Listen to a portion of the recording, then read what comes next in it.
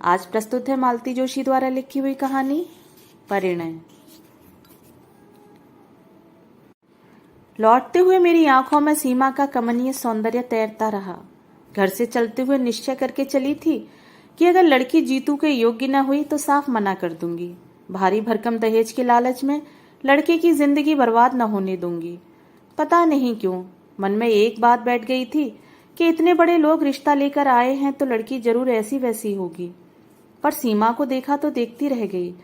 खिलता चंपई रंग, तीखे नैन नक्श, घनी केश राशि, सुडौल देह यष्टि, मीन मेघ निकालने की जरा भी तो गुंजाइश नहीं थी।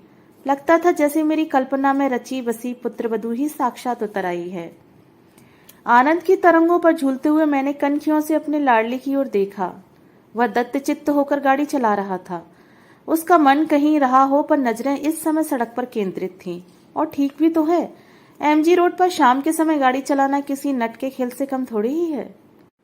घर पहुंचते ही मैं उसे कुरेदना चाहती थी पर उसने मौका ही नहीं दिया। हमें उतारकर सीधा डिस्पेंसरी चला गया।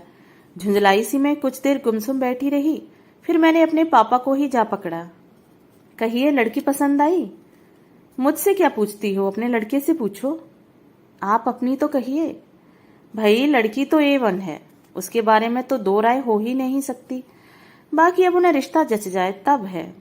अरे वाह, रिश्ता न जचा होता तो क्या वे 10 बार हमारे दरवाजे पर आते? कोई हम तो लड़की मांगने गए नहीं थे, मैंने तैश में आकर कहा। सो तो ठीक है भाई।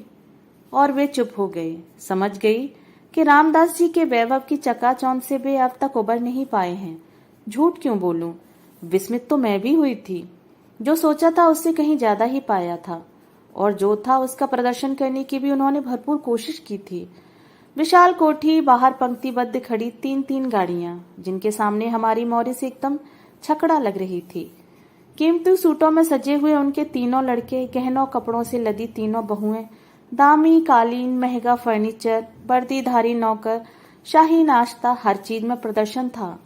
हर बात में प्रभावित करने की कोशिश थी।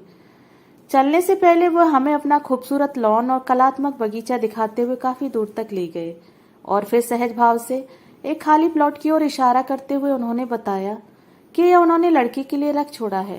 लड़कों को तो उन्होंने शहर के संभ्रांत इलाकों में एक एक बंगला बनवा दिया है, क्योंकि वह जानते हैं कि देर सवेर सबको अलग होना ही है। लेकिन लड़की को वे अपनी आंखों के सामने ही रखना चाहते हैं, इसलिए प्लॉट यहीं ले लिया है। उन्होंने बहुत ही सहज भाव से यह सब बताया था, पर उनका उद्देश्य छिपा न रहा। उनकी संपन्नता पर, ऐश्वर्य पर विस्मय विमुग्ध होते हुए मेरे भीतर बैठी अभिमानिनी माँ मुझे बार बार जतला रही थी। देख, तेरे बेटे के लिए कितने बड़े घर का रिश्ता आया है। और तब बेटे की योग्यता के सम्मुख सारा वैभव है लगने लगा था। एक बात सोच लो, जीतू के पापा कह रहे थे, यह शादी हो गई तो जीतू अपने पास नहीं रह पाएगा, वहीं बंगला बना कर रहना पड़ेगा। कोई जरूरी है? मैंने तुनक कर कहा। क्या उसके घर द्वार नहीं है जो ससुराल में बसने जाएगा? और मेरे ही क्या 10-5 लड़के हैं जो उसे भेज दूंगी? फिर वह प्लॉट पड़ा रहेगा, मैंने लापरवाही से कहा। ना होगा तो एक नर्सिंग होम डाल लेंगे। नर्सिंग होम्स कम है इंदौर में। बच्चों के लिए तो कोई नहीं है, अपन तो बच्चों का ही बना लेंगे जिसमें उसने स्पेशलाइज किया है। और बातों ही बातों में मैंने एक तिमंजिले नर्सिंग होम की रूपरेखा बना ली। नीचे आउटडोर और ऑपरेशन थिएटर, बीच वाली मंजिल पर जनरल वार्ड्स और सबसे ऊपर स्पेशल कमरे, सामने खुली सी बालकनी। पूरा नक्शा मेरे मन में तैयार था। इंजीनियर होती तो कागज पर उतार कर ही दम लेती। स्वावित नर्सिंग होम के लिए कोई अच्छा सा नाम सोच ही रही थी कि गाड़ी का परिचित हॉर्न सुनाई दिया। अपने लाडले से तो पहले पूछ लो, ये बोले। सपने बाद में बुनती रहना। अपने बचपन पर झेपती सी मैं खाना लगाने बैठ गई। खाने के समय में बराबर उसके चेहरे को देखकर टोह लेती रही, पर उसने जरा भी हवा न लगने दी। आखिरकार मुझसे न रहा गया। इनके उठते ही मैंने पूछ लिया, क्यों रे, लड़की कैसी लगी? बिना देखे मैं कैसे बता सकता हूँ? क्या मतलब? फिर सारी शाम तू क्या करता रहा? उनकी मेहमान नवाजी का लुत्फ उठाता रहा, उनकी लंबी चौड़ी बातों से बोर होता रहा। मम्मा, सारी चमक दमक देखकर यही लगता रहा कि बेकार एमडी किया मैंने। बस पापा की एजेंसी ले देते तो। बकवास बंद कर, पहले लड़की के बारे में बता। मम्मा, कहा तो मैंने कि उसे ठीक से देखा ही नहीं। अव्वल तो वह इतनी देर बाद कमरे में नमूदार हुई और फिर 90 डिग्री का कोण बनाकर बैठ गई। ना तो एक बार भी उसने ऊपर देखा, न मुंह से एक शब्द निकाला। मेरे ख्याल में वह या तो बहंगी है या गूंगी है। चुप भी कर, जब देखो उल्टी सीधी बातें करेगा। लड़कियां क्या ऊंट की तरह मुंह उठाए सामने आती हैं? तो फिर देखने के लिए बुलाने का तात्पर्य क्या है? उसने जिद की। यह हिंदुस्तान है बेटे, इन्होंने एकाएक भीतर आते हुए कहा। शायद इतनी देर तक कान लगाए हमारी नोक-झोंक सुन रहे थे। बोले, यह हिंदुस्तान है बेटे, भले घरों की लड़कियां यहाँ ऐसा ही व्यवहार करती हैं। मैं भी हिंदुस्तानी हूँ पापा, 2 साल अमेरिका में रहने से कोई अमेरिकन नहीं हो जाता। पर बात तो ऐसी ही कर रहा है जैसे वहीं पर पैदा हुआ हो। इनका स्वर कुछ सख्त हो आया था। जीतू ने प्रत्युत्तर नहीं दिया, चुपचाप हाथ धोने चला गया और हाथ धोकर सीधा अपने कमरे में। शायद इस विषय पर वह अधिक बहस बढ़ाने का इच्छुक नहीं था। देखने दिखाने की प्रथा से वह हमेशा से ही चिढ़ा हुआ था। जया की शादी के समय भी उसने 2-4 बार हमारा विरोध किया था, पर वधू पक्ष की दुहाई देकर हमने उसका मुंह बंद कर दिया था। पर अपने लिए तो इस तरह के नाटक करने से उसने साफ मना कर दिया था। कहता, मम्मा, जिस दिन कोई लड़की मुझे भा जाएगी मैं तुम्हारे सामने लाकर खड़ी कर दूंगा, तुम चिंता मत करो। पर उसकी यह बात ही तो हम लोगों के लिए सबसे बड़ी चिंता का कारण थी। आजकल की लड़कियों का ठिकाना थोड़ी ही है, हर क्षेत्र में तो उनकी घुसपैठ है। पता नहीं कौन कब टकरा जाए। डॉक्टर के लिए तो यह खतरा कुछ ज्यादा ही है, जिसमें नीतू जैसा सुदर्शन व्यक्तित्व तो हर कहीं प्रशंसक बटोर लेता है। इसलिए हम लोग बहुत व्यग्र थे। जीतू के डॉक्टर होते ही रिश्ते आने शुरू हो गए थे, पर अमेरिका से लौटने के बाद तो जैसे बाढ़ सी आ गई थी। क्योंकि जीतू डॉक्टर था, इकलौता था, फॉरेन रिटर्न था। गली में सही पर अपना 2 मंजिला मकान था। पुराना सही पर घर में एक गाड़ी थी। पिता की अच्छी खासी प्रैक्टिस थी। बिरादरी में ऐसे सर्वगुण संपन्न लड़के ही कितने थे। खाता पीता घर और डॉक्टरी पास वर, लोगों के मुंह में पानी ना आता तो आश्चर्य था। तभी तो रामदास जी जैसे प्रमुख व्यवसायी ने हमारे दरवाजे पर दस्तक दी थी।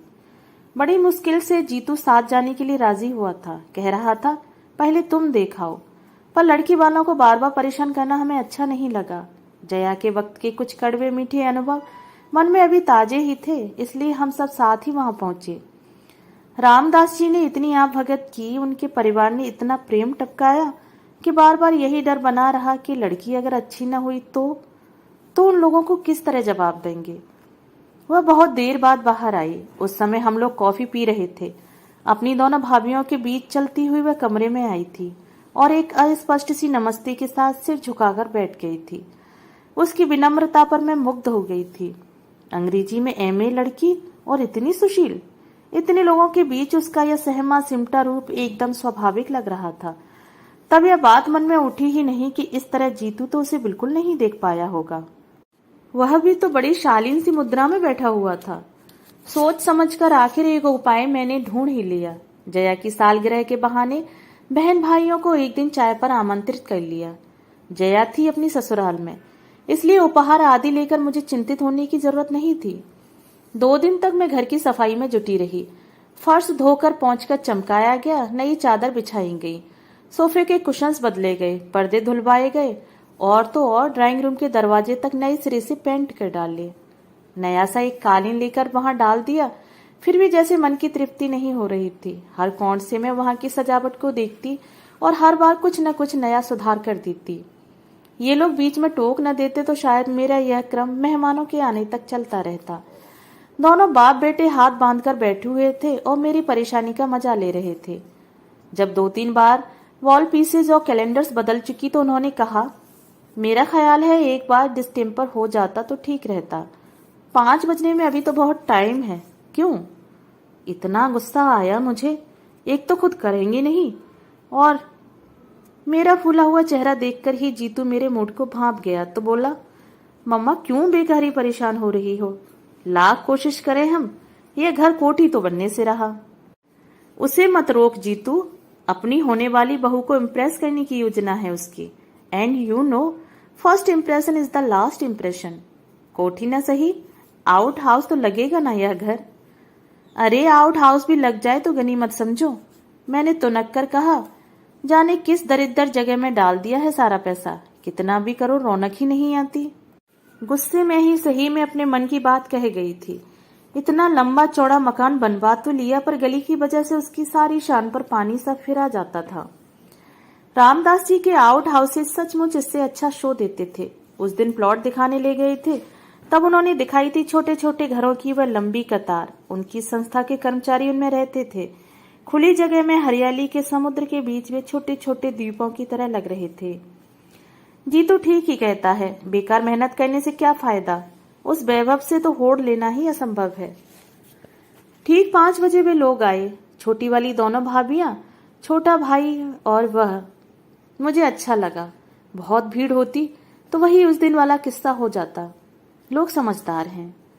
सीमा उस दिन की तरह गहनों से लदी नहीं थी। मेकअप भी बहुत हल्का था, इसलिए उसका सौंदर्य आज आंखों में चकाचौंध नहीं भर रहा था, बल्कि ठंडक दे रहा था। नींबू कलर की हल्के जरी के काम वाली शिफॉन उसके रंग के साथ एकाकार हो रही थी और देखने वाले की आंखों को बांध लेती थी। मेरी नौकरानी ने वही निर्णय सुना दिया, लाड़ी घनी सुंदर छे हो, कदे मारी नजर न लग जाए। वे सभी लोग समवयस्क ही थे। उन्हें ड्राइंग रूम में छोड़कर मैं रसोई में चली आई और देर तक नाश्ता लगाती रही। नाश्ते की तैयारी भी मैंने कल से शुरू कर दी थी और अपना सारा पाक कौशल दांव पर लगा दिया था। उन लोगों ने हर वस्तु के साथ न्याय किया और प्रशंसा के पुल बांध दिए। छोटी बहू ने तो 2-1 चीजों की विधि भी पूछी। अच्छा लगा। सीमा जरूर धीरे धीरे चुग सा रही थी, पर मैंने ध्यान नहीं दिया। अपने होने वाली ससुराल में कोई चबर चबर खा सकता है भला। खाने के बाद में महिलाओं को घर दिखाने में लग गई। उन दोनों बहुओं ने हर बात की प्रशंसा की, सजावट की, सामान की, कढ़ाई की, बुनाई की। सबसे अंत में मैं उन लोगों को किचन में ले गई जो मेरा अभिमान बिंदु था। सफेद रंग में नहाया हुआ, आधुनिक उपकरणों से सजा हुआ। अलमारी में झिलमिल करते स्टील के बर्तन, चमकते पीतल के, हिंडालियम के डिब्बे, जगमग करती क्रॉकरी, मचान पर एक सी झालर से सजी अचार मुरब्बे की बरनियां। जो भी देखता प्रशंसा करता। इन लोगों ने भी की, पर सीमा यहाँ भी चुप-चुप बनी रही। इस बार मैं उतनी तटस्थ नहीं रह सकी। मन में कुछ चुभा जरूर। मुंह खोलकर तारीफ न करती, पर प्रशंसा की एक नजर तो डाल लेती। आखिर कल को यह गृहस्थी उसकी भी हो सकती है। उनके जाते ही मैंने पूछा, क्यों रे, आज तो ठीक से देख लिया ना? हाँ। अच्छी है? हाँ, बशर्ते बोलना जानती हो। क्या मतलब? मतलब यह है मम्मा कि वह जरूर हकलाती होगी, नहीं तो 2 घंटों में क्या एक बार भी मुंह नहीं खोलती। आश्चर्य में भरकर मैं उसे देखती ही रह गई। देखो, 2-2 बार तो तुम लोग लड़की देख चुके हो, और तो और उसे घर भी बुलवा चुके हो। अब अगर मना कर दें तब हम लोग क्या शराफत होगी? बिरादरी में कहीं मुंह दिखाने लायक भी नहीं रह जाएंगे हम, इन्होंने सख्ती से कहा। और अगर वहीं से इनकार आ जाए तब? उस ओर से निश्चिंत रहो। उनके मन में जरा भी शंका होती तो वे लड़की को यहाँ कभी नहीं भेजते। मैं तो सोचता हूँ कि वे तो अपनी ओर से सब तय मानकर ही चल रहे हैं। कैसे? याद नहीं, उस दिन जब हम लोगों को प्लॉट वगैरह दिखाने ले गए थे, तब रामदास जी के पुराने पार्टनर की लड़की मिल गई थी। तब उन्होंने जीतू का परिचय देते हुए कहा था, ये तुम्हारे जीजा जी हैं। अरे हाँ, और मुझे एकदम सारी बातें याद आ गई। उस दिन रामदास जी हमें अपना बगीचा दिखाते हुए दूर तक उस प्लॉट के पास ले गए थे जो उन्होंने अपनी बिटिया के लिए रख छोड़ा था। हम लोग मुआयना कर ही रहे थे कि पीछे आउट हाउस की तरफ से एक लड़की साइकिल पर आती दिखाई दी। पास आते ही साइकिल से उतरकर उसने पहले रामदास जी को और फिर हम सबको सलज्ज भाव से प्रणाम किया। लड़की बहुत सुंदर नहीं थी, वेशभूषा भी साधारण ही थी, पर कोठी के चमक दमक भरे वातावरण के बाद उसका रूप ऐसे लगा जैसे बरसात के बाद धूप निकल आई हो। स्कूल जा रही हो बेटे? जी। माँ ठीक है? जी, रात कुछ बुखार हो आया था, अब तो ठीक है। बस, अब तो उन्हें ठीक होना ही है। यह तुम्हारे जीजाजी अमेरिका से डॉक्टरी पढ़कर आए हैं। सो किसके लिए? रामदास जी ने कहा, फिर जीतू की ओर देखकर बोले, बेटा जितेंद्र, यह एक ही साली है तुम्हारी, लेकिन 10 के बराबर है, बचकर रहना। उसने कनखियों से जीतू को देखा और शर्माकर मुस्कुरा दी। फिर धीरे से रामदास जी से बोली, ताऊ जी मैं चलूं अब? हाँ बेटे, 10:30 हो रहे हैं। चलो अब, नहीं तो लेट हो जाओगी। उन्होंने प्यार से पीठ थपथपाकर उसे विदा किया। जाने से पहले उसने एक बार फिर हमसे नमस्कार किया और साइकिल लेकर चल पड़ी। कुछ दूर जाने के बाद ही उस पर सवार हुई। उसकी विनम्रता पर मुग्ध हो गई मैं। पूछ ही लिया, कौन है यह? बड़ी प्यारी लड़की है। मेरे दोस्त की बेटी है। हम दोनों एक ही दफ्तर में काम करते थे। क्लर्की की बंदी बंधाई आमदनी से तंग आकर दोनों ने एक साथ ही यह बिजनेस शुरू किया था। तब कल्पना भी नहीं की थी कि यह इतना अच्छा चल निकलेगा। दुख यही होता है कि जब अच्छे दिन आने को हुए वह चल बसा।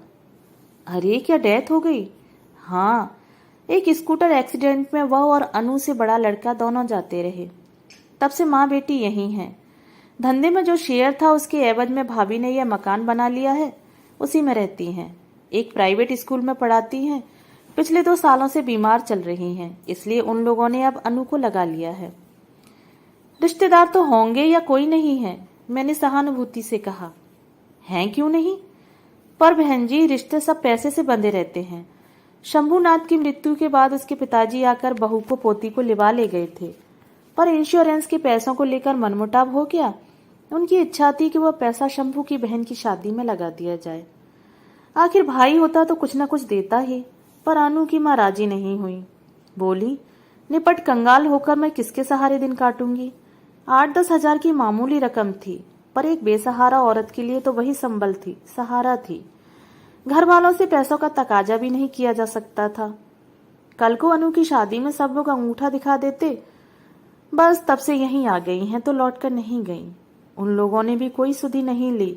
स्वाभिमानी ऐसी हैं कि उसके बाद से पीहर में भी पैर नहीं दिया। यहाँ भी हम लोगों के रहते हुए नौकरी करें, अच्छा नहीं लगता। पर माँ बेटी दोनों बहुत आन वाली हैं।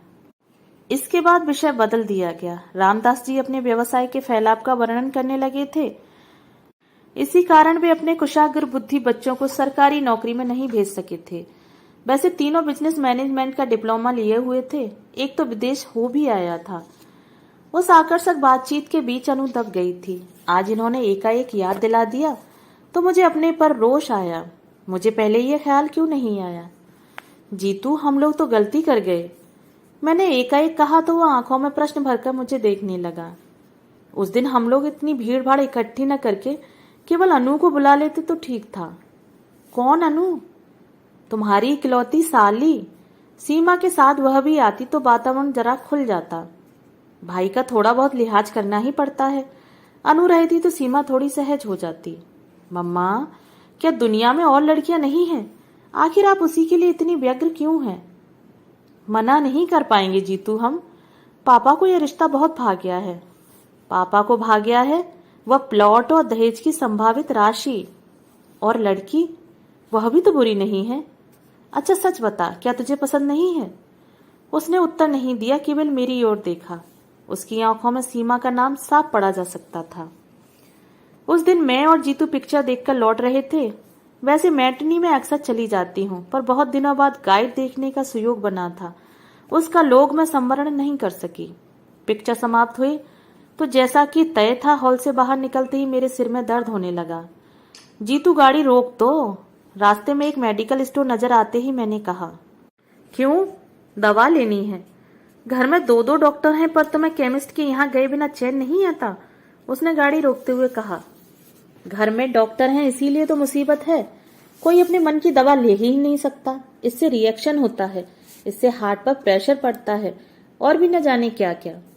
भुनभुनाती हुई मैं उतर पड़ी। वह भी पीछे पीछे चला आया। शायद देखना चाहता था कि मैं कौन सी गोलियां ले रही हूँ। हम लोग स्टोर में घुसे ही थे कि आवाज आई, जीजाजी नमस्ते। चौंक कर देखा, बड़े बड़े नीले फूलों वाली गुलाबी सलवार सूट पहने एक प्यारी सी शोक सी लड़की जीतू से नमस्ते कर रही है। आप? मैंने ठीक से पहचाना नहीं। जीतू ने हकलाते हुए कहा। अरे, इतनी जल्दी भूल गए? श्रीमान जी, मैं अनु हूँ। ओह, एकदम जैसे जीतू को सब कुछ याद आ गया। अपनी इकलौती साली को इतनी जल्दी भूल गए? फिर मेडिकल की पढ़ाई आपने कैसी पूरी की होगी? हमने तो सुना था आप बड़े स्कॉलर हैं। मेडिकल कॉलेज में फैंसी ड्रेस थोड़ी ही सिखाया जाता है। उस दिन तो आप सफेद सी साड़ी वाड़ी पहनकर बड़ी सोबर सी लग रही थी। उस दिन स्कूल जा रही थी ना, वहां तो भाई सोबर बनकर ही जाना पड़ता है। तो पढ़ाती भी हैं? हे भगवान, इस देश का क्या होने वाला है। जीतू भी अब मूड में आ गया था। देश की चिंता मत कीजिए जीजाजी, जो बच्चे आपके इलाज से बच जाएंगे वे ही मेरे स्कूल में आएंगे। मैं काउंटर पर खड़ी खड़ी उस नोक झोंक का मजा ले रही थी। जब बिल चुकाकर लौटने लगी तब अनु ने मुझे देखा। नमस्ते आंटी, उसने विनम्रता से सिर झुकाकर कहा और पास आकर खड़ी हो गई। कैसी हो बेटे, माँ कैसी हैं? मैंने औपचारिकता निभाई। माँ का तो आंटी चलता ही रहता है, उन्हीं की दवाइयां लेने तो आई हूँ, उसने कंधे पर लटका बैग खोलकर दिखाते हुए कहा। चलो तुम्हें घर छोड़ दें, मैंने दुकान से बाहर निकलते हुए कहा। ना आंटी, मेरे पास तो अपना लोहा रथ है। पर यह बताइए, आप तो घर कब आ रहे हैं? उस दिन ताऊजी कह रहे थे कि जीजाजी एक दिन माँ को देखने जरूर आएंगे।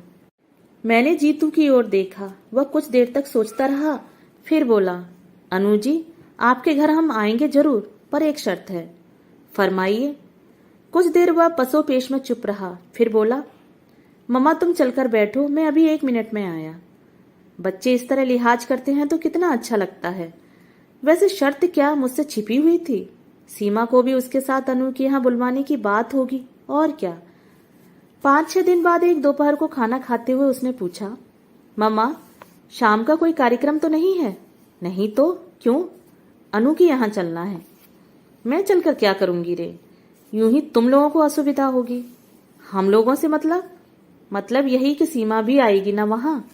नहीं, उसके साथ सुबह इंदौर कॉफी में डोसा खाया, यही तय हुआ था, उसने रूखे रूखे अंदाज में कहा था। मैंने गौर से देखा, उसका चेहरा भी बुझा बुझा सा था। शाम को कुछ यों ही मूड में हम लोग रवाना हुए। अपनी कार हम लोगों ने जानबूझकर छोड़ दी थी। हमने स्कूटर ले लिया था जो बाहर बाहर चलता हुआ ठीक उसके घर के सामने जाकर रुका था। वह प्रतीक्षा में द्वार पर ही खड़ी थी। हमें देखते ही उसकी आंखें प्रसन्नता से चमक उठी। पहले कमरे में ही अनु की मां बिस्तर लगा हुआ था। उम्र पता नहीं क्या रही होगी, पर जीवन संघर्षों और बीमारियों ने उस औरत को बुरी तरह थका दिया था। कुछ औपचारिक चर्चाओं के बाद जीतू बोला, मम्मा आप लोग थोड़ी देर गपशप करो, तब तक मैं इन्हें देख लेता हूँ। अनु मुझे भीतर लिवा ले गई। 2 ही तो कमरे थे, बीच में आंगन और उस पार रसोई। उसने बताया कि कमरे में रहने से माँ को अकेलापन नहीं सताता। दरवाजा भी पलंग पर बैठे बैठे खोल लेती हैं। सुबह शाम कोठी से कोई नौकरानी आकर चौका बर्तन सफाई कर जाती है, पर बाकी समय तो उन्हें अकेले ही रहना पड़ता है। आंगन में उसने कई गमले लगा रखे थे। मैं मूड़े पर बैठे बैठे उन खूबसूरत फूलों को देखती रही। कुछ ही क्षणों में जीतू आ गया। हाथ धुलवाएंगी? जीतू ने कहा। वहीं जामुन के थाले में अनु हाथ धुलवाने लगी। कैसी है माँ? अनु ने अधीरता से पूछा। वह चुपचाप हाथ धोता रहा, वे मतलब देर लगाता रहा। माँ ठीक तो हो जाएंगी ना? उसने दोबारा पूछा। इस बार उसकी आवाज कांप रही थी। अनु जी, हमने तो आपका वादा पूरा कर दिया, पर आपकी बात तो अधूरी रह गई। तो इसका हम क्या करें? शर्त तो सिर्फ दीदी को ले आने भर की थी, अब वह बुत बनी बैठी रही तो हम क्या करें? हाँ, आप कर ही क्या सकती हैं? 1 कप चाय तो पिला सकती हैं ना? ओ श्योर। एकाएक उसका चेहरा खिल उठा। माँ के बारे में पूछते हुए 2 आंसू बरबस गालों पर लुढ़क आए थे। वे अब धूप में ओस कड़ की तरह चमकने लगे थे। आप थोड़ी देर माँ के पास बैठिए आंटी, मैं चाय लेकर अभी आई। हम दोनों फिर से बाहर जाकर बैठ गए। थोड़ी देर तक गुमसुम बैठने के बाद जीतू ने कहा, चाची जी, यहाँ आसपास आपके कोई रिश्तेदार नहीं हैं? हैं क्यों नहीं बेटा, पर अपना कहलाने लायक कोई नहीं है। 4 चाचा हैं अनु के, पर पिछले 10 साल से किसी ने एक बार भी इधर का रुख नहीं किया है। अनु के मामा तो होंगे, एक हैं, और उनका अपना ही परिवार इतना बड़ा है, फिर परिस्थिति भी साधारण है। उन पर बोझ बनने की अपेक्षा अपनी ही कमाई खाना अच्छा लगा। अब तक तो ईश्वर ने ऑन निभा दी, अब तो 2 साल में लड़की खट रही है। पर तुम क्यों पूछ रहे हो बेटा? कुछ नहीं, ऐसे ही। आप बीमार चल रही हैं, अनु नौकरी करती है, कोई जिम्मेदार आदमी पास रहे तो ठीक रहता है। मुझे मालूम है बेटे, दिन पर दिन मैं छीजती जा रही हूँ। जिंदगी से मुझे कोई मोह भी नहीं है, पर मुझे इतना जिला लो कि अनु को अपने हाथों विदा कर सकूं। कहते हुए माँ का स्वर कातर हो आया था। आप तो पता नहीं क्या सोच बैठी। उसके पूछने का मतलब यह नहीं था। मैंने ढांढस बंधाते हुए कहा, अभी तो आपको जीना है, अनु के बच्चे खिलाना है। शादी तो हो जाए पहले। शादी की चिंता क्यों करती हैं आप? लड़की तो हीरा है, मैंने कहा। उससे क्या होता है बहन जी, कोरी लड़की कौन ब्याहता है आजकल। सच है, भगवान लड़की दे तो तिजोरी भर धन भी दे, नहीं तो व्यर्थ है सब, उन्होंने सांस लेकर कहा। उसी समय हाथ में ट्रे लेकर अनु ने प्रवेश किया। माँ ने अपनी रामायण शुरू कर दी ना, उसने नाश्ता लगाते हुए कहा। इसीलिए तो सब यहाँ आने से घबराते हैं। आंटी बेचारी पहली बार आई हैं, उन्हें भी बोर कर दिया तुमने। माँ बेचारी खिसिया कर चुप हो गई। उनका मन रखने के लिए मुझे एक कुछ कहना तो चाहिए था, पर समय पर कुछ सूझ ही नहीं पड़ा। उधर चाय नाश्ते का दौर शुरू हो गया था। थोड़े समय में लड़की ने काफी कुछ तैयारी कर ली थी, पर मुझसे कुछ खाया नहीं गया। बीमार के कमरे में एक अजीब सी गंध बसी रहती है। डॉक्टर की पत्नी होने के बावजूद मैं उसकी अभ्यस्त नहीं हो पाई हूँ। हम लोग उठने लगे तो अनु की माँ ने अनु से जीतू का टीका करने को कहा और उसके हाथ में 21 रुपए रखे। वह एकदम तमतमा गया। बोला, आप क्या मुझे फीस दे रही हैं? मैं तो घर का आदमी बनकर यहाँ आया था, डॉक्टर बनकर नहीं। अनु की माँ ने दोनों हाथ माथे से छुआते हुए गिड़गिड़ाकर कहा, फीस नहीं है बेटे, तुम्हारी फीस देने की सामर्थ्य नहीं है मेरी। इस घर के दामाद हो तुम। अनु और सीमा में मैंने कभी फर्क नहीं किया। तुम घर के बड़े दामाद, पहली बार घर आए हो, खाली हाथ कैसे जाने दूं? चाहिए तो था कि हम बहन जी का भी कुछ सत्कार करते, पर उतनी सामर्थ्य ही कहाँ है। बस हाथ भर जोड़ लेते हैं। इतना कहते हुए भी वे हाँफ गई थीं। शगुन के रुपए हैं, ले लो बेटा, मैंने जीतू की जेब में जबरदस्ती भी नोट ठूंसते हुए कहा। मैंने देखा अनु की माँ की आंखें तरल हो आई हैं। जीतू ने कोई प्रतिवाद नहीं किया, पर वह गुमसुम हो आया था। सड़क तक हमें छोड़ने आई अनु ने भी इसे लक्ष्य किया। बोली, जीजा जी प्लीज माँ की बातों का बुरा न मानिएगा। कभी कभी वह बेहद भावुक हो जाती हैं। उनकी तबीयत को देखकर हर बात मान लेती हूँ मैं, आप भी। नहीं अनु, मैंने किसी भी बात का बुरा नहीं माना, जीतू ने उसे आश्वस्त करते हुए कहा। माँ लोगों की बातों का कोई बुरा मानता है भला? अनु तो आश्वस्त होकर घर लौट आई, पर जीतू सारे रास्ते वैसा ही चुप चुप रहा। मैंने समझाया भी, इतना संकोच करने की क्या जरूरत है। कल को तेरी शादी होगी तो मैं अनु को 20 की जगह 120 की साड़ी पहना दूंगी। पर आज अगर रुपए लौटा दिए जाते तो दोनों माँ बेटी यही समझती कि उनकी परिस्थिति का माखौल उड़ाया जा रहा है। पर वह उसी तरह गंभीर बना रहा। रात अचानक मेरे मन में एक बात कौंधी और मुझे उसके उखड़े मूड का कारण समझ में आ गया। बत्ती बुझाकर सो चुके थे हम लोग, फिर भी मैं धीरे से उठ आई और जीतू के कमरे का दरवाजा खटखटाया। दरवाजा खुला ही था और वह रोज की तरह बेड लैंप जलाए पड़ रहा था। मुझे देखते ही हड़बड़ाकर उठ बैठा और बोला, क्या बात है मम्मा, तुम्हारी तबीयत तो ठीक है ना? उसके स्वर में घबराहट थी। मुझे कुछ नहीं हुआ रे, पास पड़े स्टूल पर बैठते हुए मैंने कहा। पर मुझे एक बात बता, क्या सचमुच सीमा ने आज तुझसे बात नहीं की? क्यों नहीं? कम से कम इतना तो साबित हो ही गया कि वह गूंगी नहीं है और हकलाती भी नहीं। मजाक रहने दे, मुझे ठीक से बता। अगर सचमुच उसका व्यवहार ऐसा ही रूखा रहा है तो मैं इनसे कल ही कह दूंगी। ऐसी घमंडिन लड़की मेरे घर में नहीं चलेगी। जीतू ने कोई उत्तर नहीं दिया, वैसे ही मुंह लटकाकर बैठा रहा।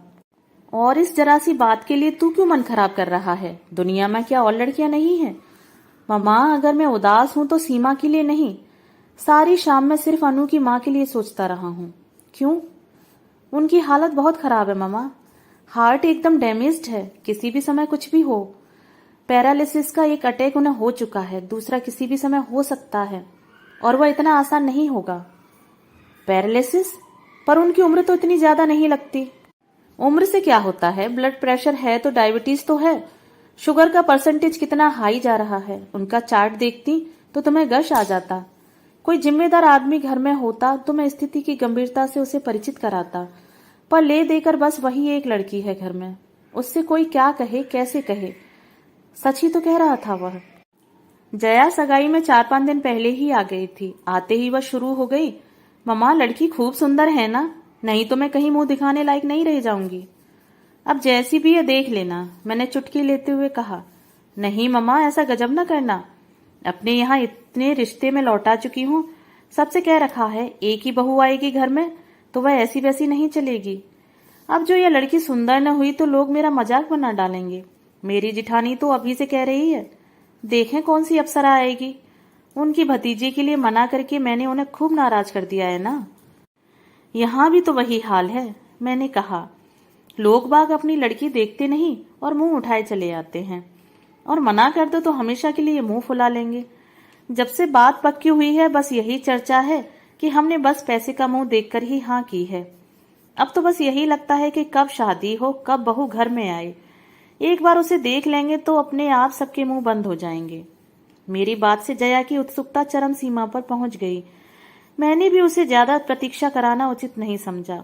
दूसरे ही दिन सीमा को बुलवा भेजा, सगाई की साड़ी खरीदने के बहाने से। वैसे भी मैं अब तक जया के लिए रुकी हुई थी। सोचा लड़कियों की पसंद से ही खरीदना ठीक रहेगा। रोज कोई इतनी महंगी साड़ी तो खरीदता नहीं। रामदास जी स्वयं बेटी को लेकर उपस्थित हुए। हाथ जोड़कर बोले, आपका आदेश टाला नहीं जा सकता था, इसलिए ले आया हूँ। वैसे उसकी अपनी कोई पसंद नहीं है, आप जो भी पहन आएंगी पहन लेगी। मैंने उन्हें आश्वस्त किया कि खरीदारी का तो बहाना है। दरअसल जया उसे देखना चाहती थी। मेरी बात से उनका सारा संकोच दूर हो गया। बार बार यह कहकर के लड़की अब आपकी है, जब चाहे बुलवा लीजिएगा, वह वापस लौट गए। मैं जानबूझकर उन लोगों के साथ बाजार नहीं गई। सीमा के साथ अनु आई थी। मैंने जया के साथ जीतू को कर दिया। सोचा सब बराबर उम्र वाले साथ रहेंगे तो ठीक रहेगा। मेरी वजह से बेचारे यूं ही संकोच में पड़ जाएंगे। अनु और जीतू की नोक झोंक तो रामदास जी के जाते ही शुरू हो गई थी। बोली, जीजाजी आज तो ताऊ जी का लिहाज करके चली आई, पर यह मत जानिएगा कि हर बार इसी तरह दीदी के साथ घिसकती चली आऊंगी। भविष्य में बाकायदा निमंत्रण भेजना पड़ेगा। आखिर हमारी भी कोई प्रेस्टीज है। क्यों नहीं, क्यों नहीं। आपकी प्रेस्टीज का तो हमें ख्याल सबसे पहले रखना है। हमारी वकील तो आप ही हैं। जीतू ने कृत्रिम गंभीरता से कहा और डायरी निकालते हुए बोला, लाइए जरा अपना पता तो लिखवाइए। मैं तो अनु के आगे कुछ भी नहीं जानता। अनुराधा, अनुपमा या कि पौराणिक अनुसुईया? गलत। लगता है नामों के बारे में आपका ज्ञान बहुत सीमित है श्रीमान जी। मेरा नाम अनुप्रीता है। ओह, व्हाट अ लवली नेम। बस। हाय जीजाजी, आप कभी न हुए, नहीं तो कहते वाह, जैसी आप हैं वैसा ही सुंदर आपका नाम है। मुझे दुख है अनु जी कि मैं डॉक्टर हूँ। सच बात कहता हूँ, जो अक्सर कड़वी होती है। कहिए तो। कहना चाह रहा था कि काश आप भी उतनी सुंदर होती जैसा आपका नाम है। हाँ, ठीक तो है। अब तो आपकी नजरों में एक ही व्यक्ति सुंदर रह गया है। कहते हुए उसने होंठ भींच लिए, पलकों के किनारे भीग गए। मैंने जीतू को डांटकर चुप कराया तो बोला, बस इतने में ही रो दी। और आपके ताऊ कह रहे थे एक ही साली है पर 10 के बराबर है। हमने तो सिर्फ बानगी पेश की थी और आपके छक्के छूट गए। उनकी इस जुगलबंदी का हम सभी मजा ले रहे थे। जीतू की आखिरी बात पर सब लोग ठठाकर हंस पड़े। अनु भी बहादुरी के साथ मुस्कुरा दी। इस हंसी खुशी के वातावरण में सब लोग घर से विदा हुए। और उन लोगों के चले जाने के बाद मुझे याद आया कि इस सारे शोर शराबे के बीच सीमा एकदम गुमसुम बैठी हुई थी। बोलना तो दूर, वह एक बार मुस्कुराई तक नहीं। शर्मीली बहुत लड़कियां देखी हैं मैंने, पर उनके अधमुदे होठों से, नत पलकों से हंसी की किरणें निरंतर फूटती रहती हैं। सीमा शर्मीली नहीं, घुन्नी लड़की है। जीतू जैसे हंसमुख लड़के के साथ उसका निभाव कैसे हो सकेगा? या उसे भी अपनी तरह मनहूस बनाकर रख देगी? जब से यह शादी तय हुई है मैं इसी चिंता में घुली जाती हूँ। इनसे तो कुछ कहना ही बेकार है। एक बार मुंह खोलने का प्रयास किया था तो बुरी तरह डांट खानी पड़ी थी। बोले, तुम तो जीतू को अभी दुधमुहा बच्चा ही समझती हो। वह तुम्हारे सामने नाटक करता है और बाहर उसे लेकर होटलों में घुमा करता है। होटल में सिर्फ एक बार गया था जी, तभी तो। एक बार या 100 बार उससे क्या फर्क पड़ता है? अपने लाडले को समझा दो, यह हिंदुस्तान है, अमेरिका नहीं। यहाँ की लड़कियां ऐरे गहरे के साथ होटलों में नहीं जाया करती। और बात फिर दब गई।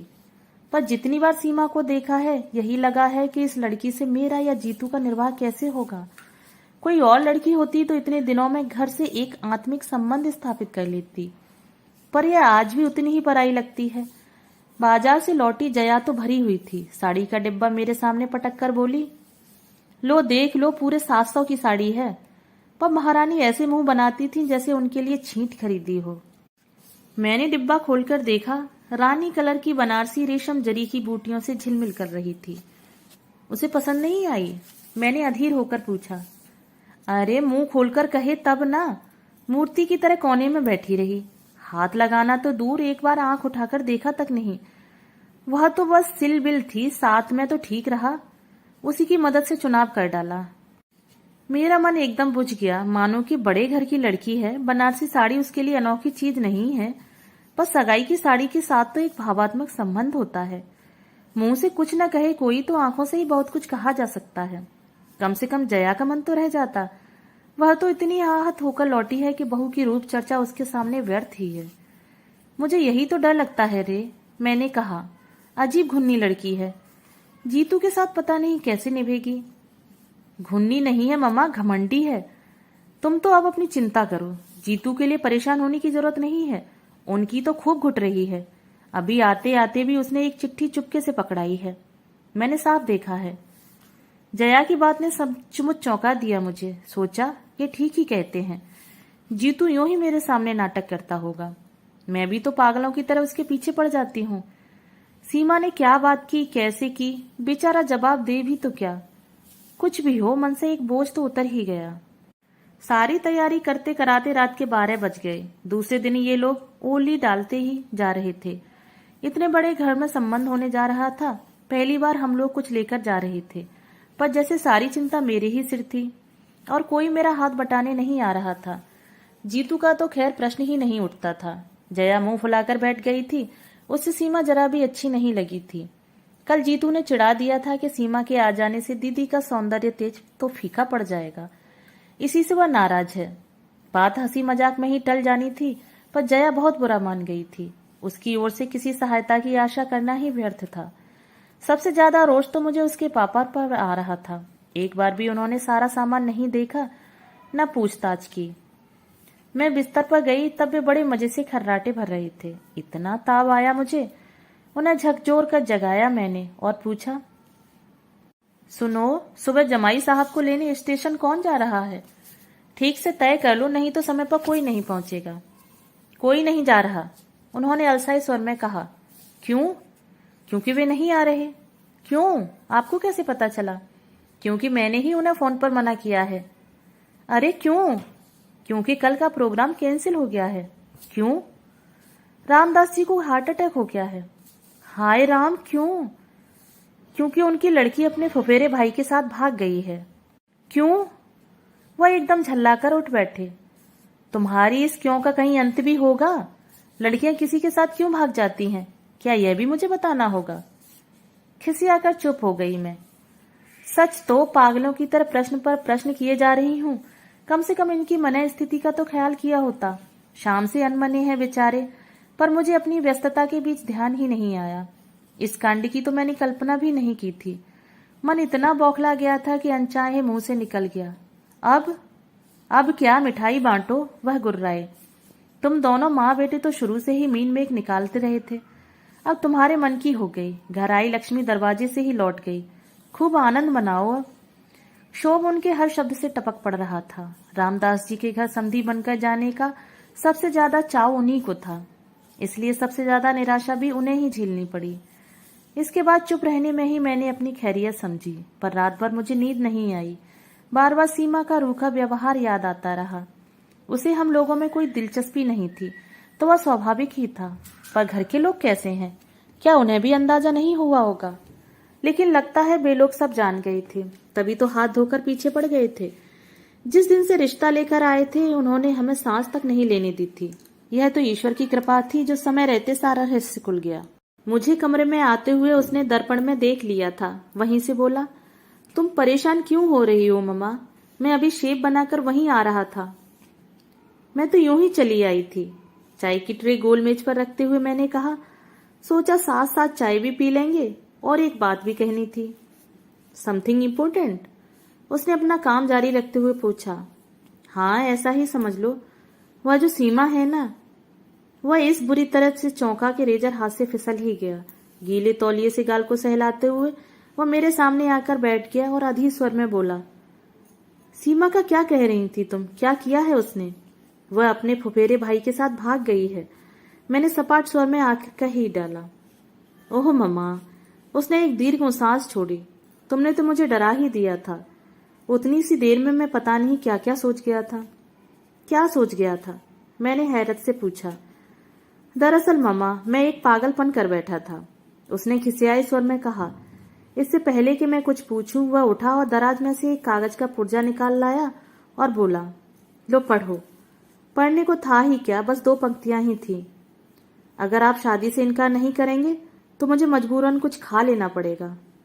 कब मिली यह चिट्ठी तुझे? मैंने कांपते स्वर में पूछा। उसी दिन जब हम लोग साड़ी खरीदने गए थे। तो पगले, मुझे बताया क्यों नहीं? कैसा सर्वनाश हो जाता अभी। एक जिद सी सवार हो गई थी मम्मा।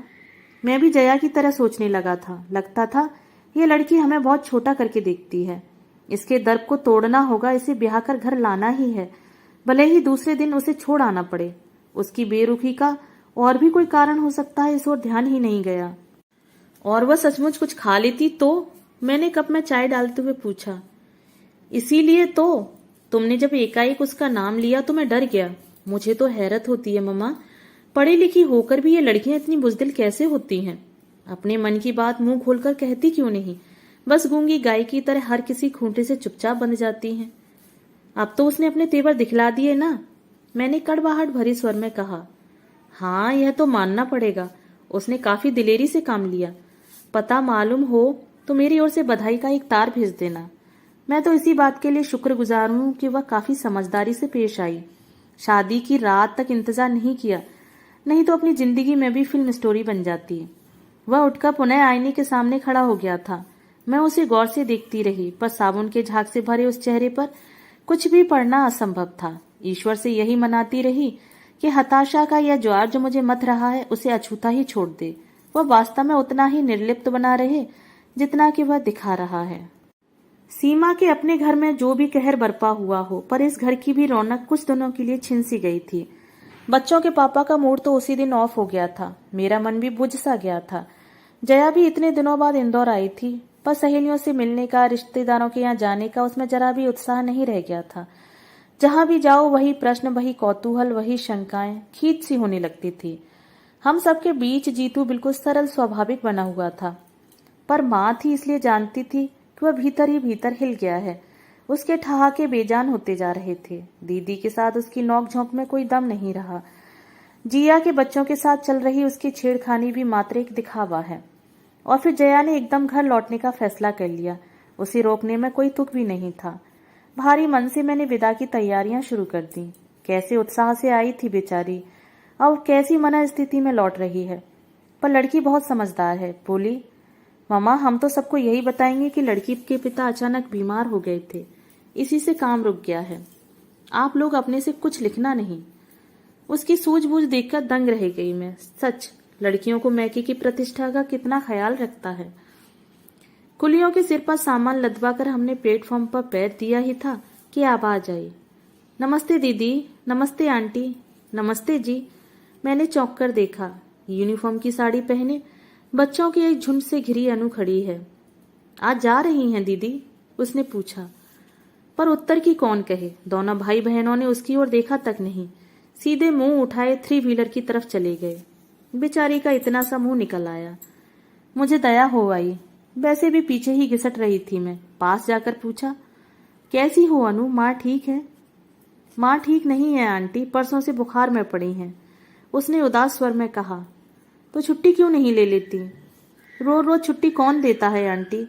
फिर यह तो जनवरी का महीना है, रोज ही बच्चों को लेकर किसी न किसी स्कूल में जाना पड़ता है। प्रतियोगिताएं जो चल रही हैं, आज भी महू जा रही हूँ। घर पर मेहरी को बिठाकर आई हूँ। ट्रेन ने शायद सिग्नल दे दिया था। प्लेटफॉर्म पर गहमा गहमी एकदम बढ़ गई। उसी शोर शराबे में अनु की आवाज भी खो गई और अनु भी। जया को ढूंढते हुए मैं भीड़ को चीरती चल पड़ी।